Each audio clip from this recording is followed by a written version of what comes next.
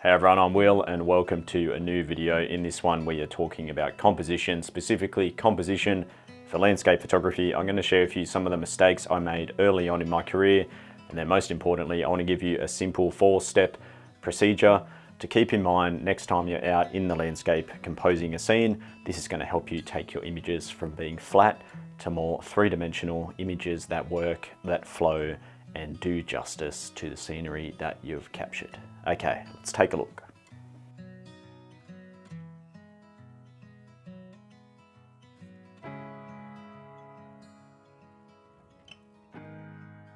So on the channel, you guys get to join me out in the field quite a lot as I'm making new images, and basically every 4 to 6 months I publish my new work on my website. I like to give the images titles, put some descriptions on there, and then I just slowly basically post these to social media as the months roll on. So I've recently done that. I've posted some new work, published it on my website. Now, as I run through these images, there's quite a diverse set of subject matter, focal lengths, completely different compositions, one from the other.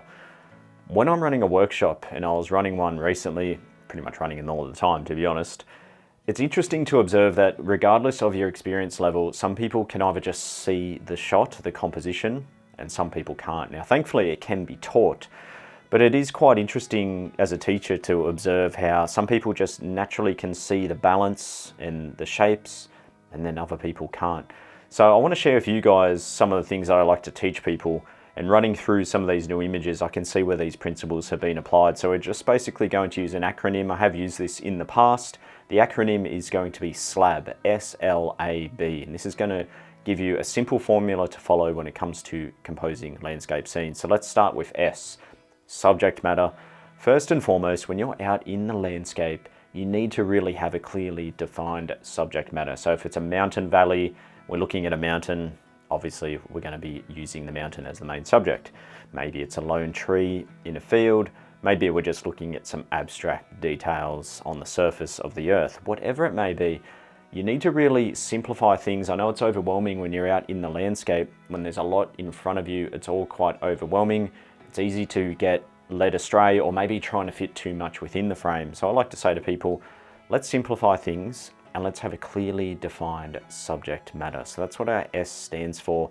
So when you're out in the field, just really ask yourself, what is the main subject here? Now, of course, we're going to have all these different elements in the frame, but what is the main focal point? What's the subject? What's this image all about?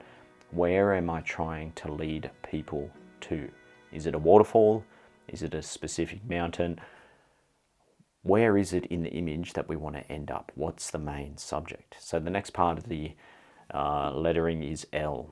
L for lead. We've got the subject. How are we going to lead the eye to that subject? Now, you would have heard of leading lines a million times.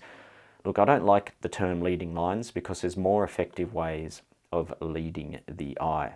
Darkness and light is one of them.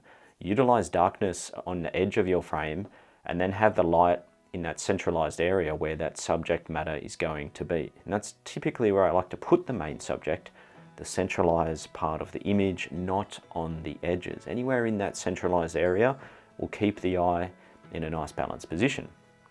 Darkness and light. Now the other one is the diminishing perspective. Try and showcase elements in the frame that begin large and progressively get smaller. And this is where that leading line term can come into things, but let's think of more the diminishing perspective.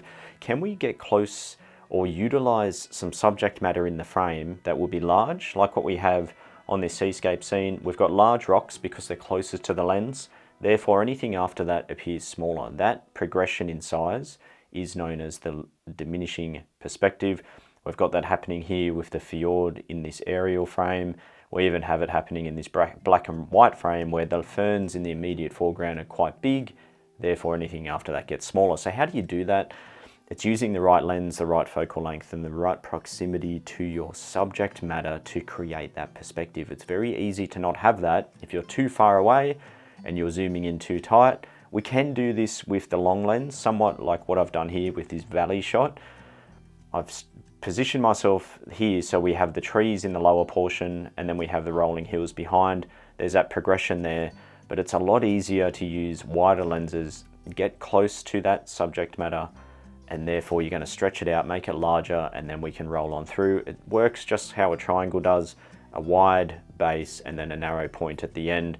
We're trying to create that same effect with our compositions. So let's lead with light, let's lead with the diminishing perspective, the big to small, to progressively pull the eye through the frame. The next part that we're going to look at in the acronym is the A. The A is for avoiding distractions. So when it comes to finding our subject matter, we've put that in the frame. We're using some different perspectives to showcase three-dimensionality and lead the eye, diminishing perspective, big to small, lines.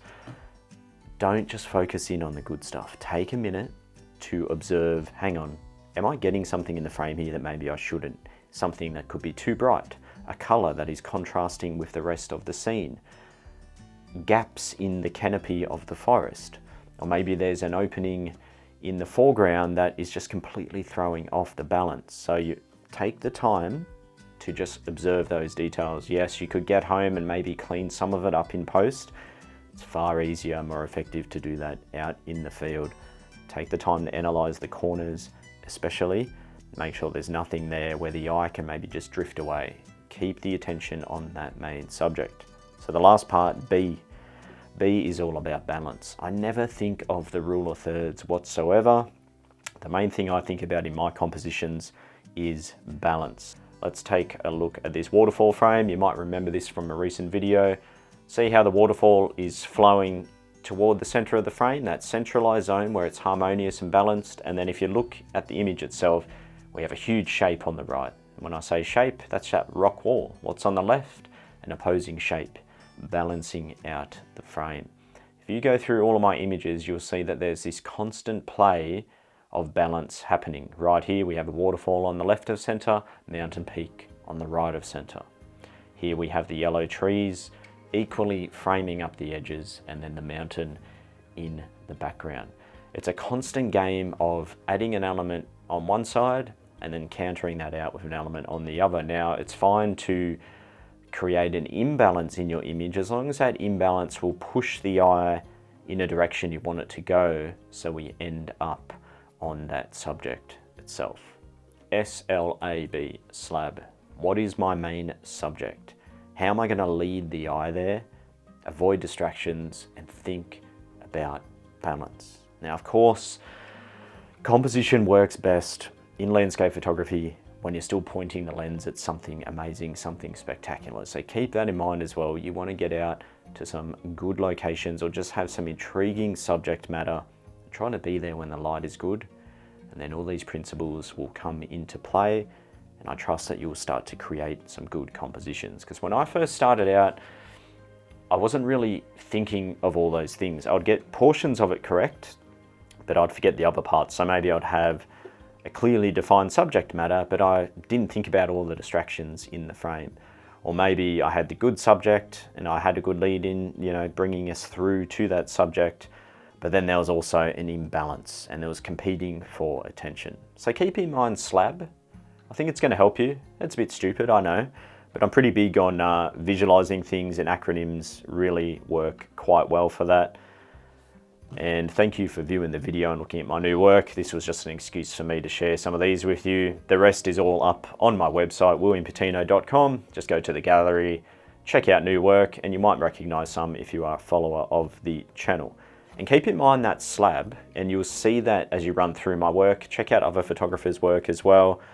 And hopefully the more you look, that's one of the best ways you can learn. The more you look and study images, it'll start to really sink into your subconscious. So when you're out in the field looking at a beautiful moment in time, you already know what to do. That's something I really did. I didn't really watch YouTube when I was learning. I didn't do any workshops. I just learned from looking and observing over and over and over. So find a few photographers, a few artists who work there, a few artists whose work inspires you. Go to their website, take the time to run through that. Not once, not twice, 100 times.